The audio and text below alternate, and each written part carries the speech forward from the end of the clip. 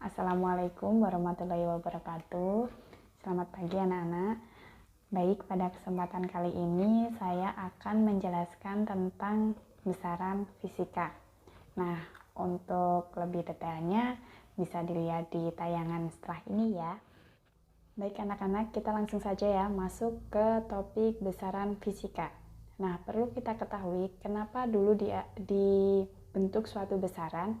Karena pada dasarnya para peneliti terlebih dahulu mereka selalu mengukur sesuatu menggunakan salah satu anggota tubuhnya, misalkan seperti tangan. Nah, dulu orang ketika mau mengukur sesuatu pasti akan memakai tangan yang bisa kita sebut sebagai satu jengkal seperti itu. Nah, tapi pada dasarnya satu jengkal antara satu orang dengan orang yang lain itu berbeda. Makanya itu kenapa dibentuklah suatu besaran fisika. Nah, untuk besaran fisika itu sendiri dibagi menjadi dua, yaitu ada besaran pokok sama besaran turunan. Kalau besaran pokok berarti itu besaran yang masih murni, atau istilahnya besaran pokok ya, berarti ya memang yang intinya di situ. Nah, tapi kalau besaran turunan itu bisa dihasilkan dari besaran pokok. Secara fisika, besaran pokok itu terdiri dari 7. Apa aja itu? Mari kita lihat.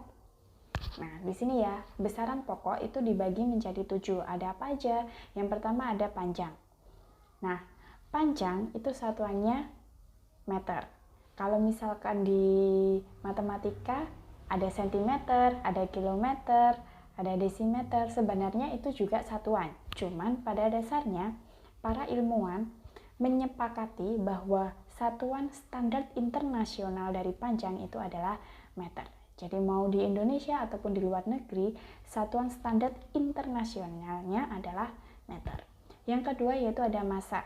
Massa itu satuan standar internasionalnya yaitu kilogram. Kemudian ada waktu. Waktu itu satuannya adalah sekon atau detik. Kemudian kuat arus itu ada A itu adalah ampere. Kemudian ada suhu, K itu adalah Kelvin. Jadi satuan suhu itu adalah Kelvin. Kalau Celsius gimana? Celsius juga satuan, cuman bukan satuan standar internasional. Jadi yang standar internasional itu adalah Kelvin. Kemudian ada intensitas cahaya, yaitu satuannya adalah kandela. Kemudian ada jumlah zat, yaitu satuannya adalah mol. Nah, selain satuan itu sendiri, ternyata besaran juga punya yang namanya dimensi. Nah, perlu diketahui ya, kalau kita mau menuliskan dimensi itu harus kita pakai kurung yang, apa itu namanya ya? Kurung kotak gitu ya. Tidak boleh memakai kurung kurawal ataupun kurung pada umumnya itu nggak boleh. Jadi harus pakai kurung yang seperti di slide. Nah, itu dimensinya pada tiap-tiap besaran berbeda-beda ya. Jadi ada L, M, untuk waktu T, untuk kuat arus itu I, jadi hurufnya besar semua ya. Kemudian di suhu itu ada theta, intensitas cahaya itu ada J, sama jumlah zat itu ada N. Nah, kita lanjut ke besaran turunan. Jadi sebenarnya besaran turunan itu bisa dihasilkan dari besaran pokok. Tadi besaran pokok ada 7 ya. Nah, jadi di sini gini. Untuk besaran turunan ini di situ macamnya banyak. Ini salah satunya aja. Ada kecepatan, tekanan, potensial, gaya, energi, sama daya. Tapi sebenarnya rumus-rumus yang ada di fisika itu dia semuanya merupakan besaran pokok.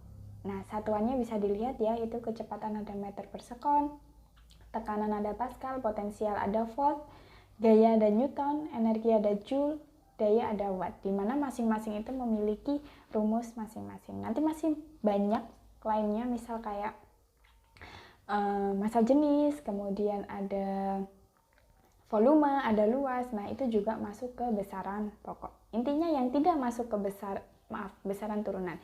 Intinya kalau dia tidak masuk di besaran pokok, pasti jelas dia adalah besaran turunan, seperti itu. Lanjut. Nah, besaran ini bisa dibagi menjadi dua berdasarkan arahnya. Jadi besaran itu ada besaran skalar sama besaran vektor. Untuk besaran skalar dia hanya dia hanya melihat nilainya saja. Tapi kalau untuk vektor, dia melihat nilai dan juga arahnya. Maksudnya gimana? Jadi seperti ini. Contoh, Budi memiliki berat 40 kg. Nah, kira-kira 40 kg itu ada arahnya nggak? Nggak ada kan? Nah, berarti dia masuk ke besaran skalar. Beda lagi kalau misalkan seperti ini. Mobil melaju 50 meter per sekon ke arah timur. Nah, ada arahnya kan? Berarti dia masuk ke besaran vektor. Seperti itu. Nah, untuk penjelasannya besaran skalar sama besaran vektor nanti akan Ibu jelaskan di pertemuan selanjutnya. Nah, sampai sini paham ya anak-anak? Jadi besaran fisika itu dibagi menjadi dua, yaitu besaran pokok sama turunan. Kemudian berdasarkan arahnya dia dibagi menjadi dua, yaitu besaran skalar sama vektor. Baik. Nah, jadi itu tadi ya anak-anak penjelasan dari besaran fisika secara keseluruhan. Nah, agar lebih jelas dan lebih paham, anak-anak bisa mengerjakan tugas-tugas yang ada di buku paket ya. Terima kasih. Untuk itu sekian saya akhiri. Wassalamualaikum warahmatullahi wabarakatuh.